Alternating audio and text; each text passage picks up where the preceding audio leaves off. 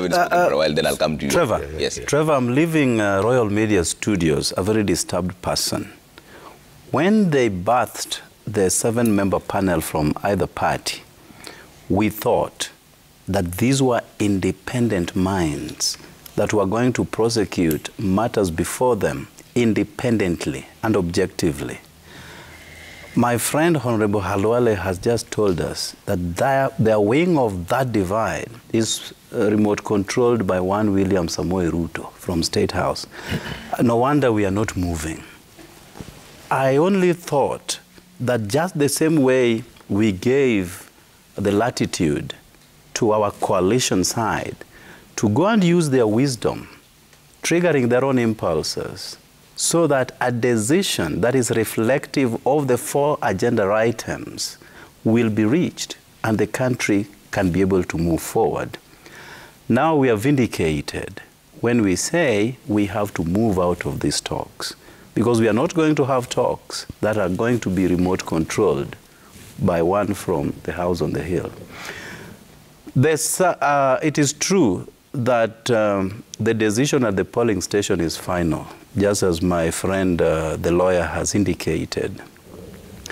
That decision from the polling station is sent to a portal, a server, which is held by IEBC. And we are saying, yes, we are past the polling station. All those documents are in the server. Let us open the server.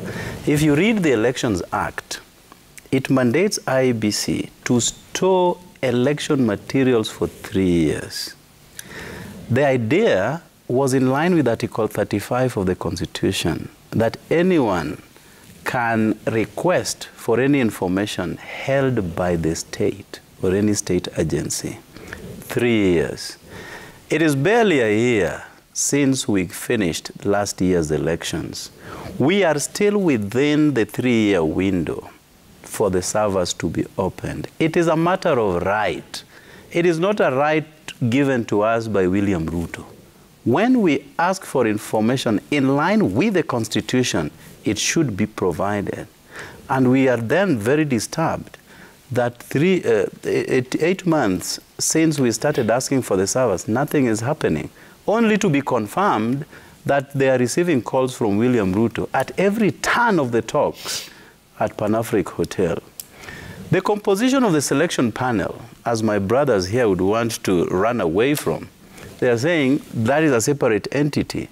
Remember, Public Service Commission, under direct control and supervision of one William Samoei Ruto, has 2 representatives. Parliamentary Service Commission, and I told you how Parliament has been muzzled by William Ruto, has 2 in that panel.